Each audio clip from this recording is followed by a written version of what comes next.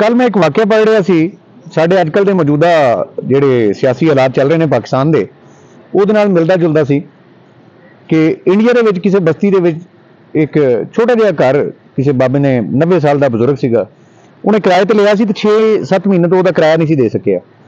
ਮਾਲਕ ਮਕਾਨ ਨੇ ਕਾਫੀ ਤਕਰਾਰ ਤੋਂ ਬਾਅਦ ਜਨਾਬ ਉਸ ਬਜ਼ੁਰਗ ਦੀ ਚਾਰਪਾਈ ਉਹਦਾ ਸਮਾਨ ਸਮੂਨ ਚੁੱਕ ਕੇ ਬਾਹਰ ਰੋਡ ਤੇ ਛੱਡ ਦਿੱਤਾ। ਉਹ ਲੋਕ ਕਾਫੀ ਗੁਜ਼ਰੇ, ਉਹਨਾਂ ਨੇ ਉਹਨੂੰ ਤਾਕੀਦ ਕੀਤੀ ਮਾਲਕ ਮਕਾਨ ਨੂੰ ਕਿ ਯਾਰ ਬਜ਼ੁਰਗ ਆਦਮੀ ਹੈ, ਉਹ ਕਿਤੇ ਨਾ ਕਿਤੇ ਬੰਦੋਬਸਤ ਕਰਕੇ ਦੇ ਦੇਗਾ, ਕੋਈ ਨਹੀਂ ਐਡਾ ਮਸਲਾ, 20 ਸਾਲ ਤੋਂ ਤੇਰੇ ਕੋਲ ਰਹਿ ਰਿਹਾ ਤੇ ਗੁਜ਼ਾਰਾ ਕਰ, ਥੋੜਾ ਜਿਹਾ ਗੁੰਜਾਇਸ਼ ਕਰ। ਉਹਨੇ ਕਿਹਾ ਜੀ ਨਹੀਂ ਮੈਂ ਨਹੀਂ ਰੱਖਣਾ। ਉੱਥੋਂ ਕੋਈ ਸਹਾਫੀ ਗੁਜ਼ਰ ਰਿਹਾ ਸੀ, ਉਸ ਸਹਾਫੀ ਨੇ ਉਹ ਬਜ਼ੁਰਗ ਦੀ ਤਸਵੀਰ ਖਿੱਚੀ, ਉਹ ਸਟੋਰੀ ਲਿਖੀ, ਸਟੋਰੀ ਲਿਖ ਕੇ ਤੋਂ ਆਪਣੇ ਪ੍ਰੋਡਿਊਸਰ ਕੋਲ ਚਲਾ ਗਿਆ। ਉਹ ਪ੍ਰੋਡਿਊਸਰ ਨੇ ਜਦੋਂ ਤਸਵੀਰ ਦੇਖੀ ਤੇ ਉਹ ਕੰਨਾਂ ਨੂੰ ਹੱਥ ਲਾ ਕੇ ਨਾ ਖੜਾ ਹੋ ਗਿਆ। ਉਹਨੇ ਕਿਹਾ ਤੈਨੂੰ ਪਤਾ ਹੈ ਤੂੰ ਕਿਹਦੀ ਤਸਵੀਰ ਖਿੱਚ ਕੇ ਲਿਆਇਆ?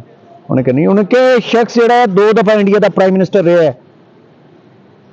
ਉਹ ਬੜਾ ਹੈਰਾਨ ਹੋਇਆ। ਉਹਨੇ ਕਿਹਾ ਵੀ ਕਿਸ ਤਰ੍ਹਾਂ? ਉਹਨੇ ਸਟੋਰੀ ਛਾਪ ਦਿੱਤੀ। ਸਟੋਰੀ ਛਪਣ ਦੀ ਦੇਰ ਸੀ ਪੂਰੇ ਇੰਡੀਆ ਦੇ ਵਿੱਚ ਤਰਤਲੀ ਮਚ ਗਈ ਕਿ ਜੀ ਇਹ ਉਹ ਸ਼ਖਸ ਜਿਹੜਾ ਸੀ ਉਹ ਗੁਲਜ਼ਾਰੀ ਲਾਲ ਸੀ, ਜਿਹੜਾ 2 ਦਫਾ ਇੰਡੀਆ ਦਾ ਸਿਟਿੰਗ ਪ੍ਰਾਈਮ ਮਿਨਿਸਟਰ ਰਿਹਾ, ਪੂਰੀ ਪਾਵਰ ਦੇ ਨਾਲ, ਪੂਰੇ ਭਾਰ ਦੇ ਨਾਲ। ਲੇਕਿਨ ਉਸ ਬੰਦੇ ਨੇ ਅਕਰਬਾ ਪਰਵਰੀ ਨਹੀਂ ਕੀਤੀ, ਉਸ ਬੰਦੇ ਨੇ ਅਹੁਦੇ ਦਾ ਨਜਾਇਜ਼ ਫਾਇਦਾ ਨਹੀਂ ਚੱਕਿਆ, ਉਸ ਬੰਦੇ ਨੇ ਆਪਣੀ ਜ਼ਾਤ ਨੂੰ ਫਾਇਦਾ ਨਹੀਂ ਪਹੁੰਚਾਇਆ। ਉਹ ਅਗਲੇ ਦਿਨ ਹੀ ਜਨਾਬ ਹਕੂਮਤੀ ਮਸ਼ੀਰ, ਵਜ਼ੀਰ ਆਜ਼ਮ, ਵਜ਼ੀਰ ਆਲਾ, ਹਕੂਮਤੀ ਨੁਮਾਇੰਦੇ ਉਹਦੇ ਕੋਲ ਪਹੁੰਚ ਗਏ।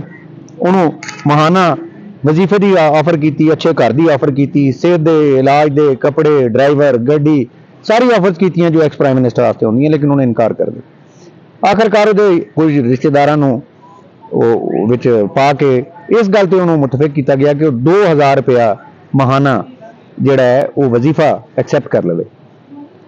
ਤੇ 2000 ਰੁਪਇਆ ਉਹਨਾਂ ਨੇ ਵਜ਼ੀਫਾ ਜਿਹੜਾ ਹੈ ਉਹ ਐਕਸੈਪਟ ਕੀਤਾ। 1958 ਤੋਂ ਲੈ ਕੇ 1966 ਤੱਕ ਗੁਲਜ਼ਾਰੀ ਲਾਲ ਵਜ਼ੀਰ ਆਜ਼ਮ ਰਿਹਾ। ਕੋਈ ਪਾਕਿਸਤਾਨ ਦੀ ਹਿਸਟਰੀ ਚੁੱਕ ਕੇ ਦੇਖ ਲਓ, ਮਿਰਾਜ ਖਾਲਦ ਤੋਂ ਇਲਾਵਾ ਤੁਹਾਨੂੰ ਕੋਈ ਇਸ ਤਰ੍ਹਾਂ ਦਾ ਵਜ਼ੀਰ ਆਜ਼ਮ ਮਿਲੇਗਾ ਕਿ ਜਿਸ ਵਜ਼ੀਰ ਆਜ਼ਮ ਨੇ ਇਸ ਤਰ੍ਹਾਂ ਦੀ ਜ਼ਿੰਦਗੀ ਗੁਜ਼ਾਰੀ ਹੋਵੇ, ਜਿਹਦਾ ਕਰੈਕਟਰ ਇਹ ਹੋਵੇ? ਨਹੀਂ ਮਿਲੇਗਾ। ਕੌਮਾਂ ਉਹੀ ਤਰੱਕੀ ਕਰਦੀਆਂ ਨੇ ਕਿ ਜਿਹੜੀਆਂ ਹਰਾਮਖੋਰੀ ਤੋਂ ਤੇ ਬੇਈਮਾਨੀ, ਚੋਰੀ ਚਕਾਰੀ ਤੇ ਹੱਕ ਤਲਫੀ ਤੋਂ ਹਟ ਕੇ ਆਪਣੇ ਲੀਡਰ ਚੁਣਦੀਆਂ ਨੇ, ਇਮਾਨਦਾਰ ਲੀਡਰ ਚੁਣਦੀਆਂ ਨੇ, ਬਿਹਤਰੀਨ ਜਿਹੜੇ ਕੌਮ ਦੇ ਬਾਰੇ ਲੌਂਗ ਟਰਮ ਉਹਦੇ ਮੁਸਤਕਬਲ ਦਾ ਸੋਚਦੇ ਨੇ, ਖੁਦ ਇਮਾਨਦਾਰ ਹੁੰਦੇ ਨੇ। ਕੌਮਾਂ ਉਹੀ ਤਰੱਕੀ ਕਰਦੀਆਂ ਨੇ। ਸਾਹਮਣੇ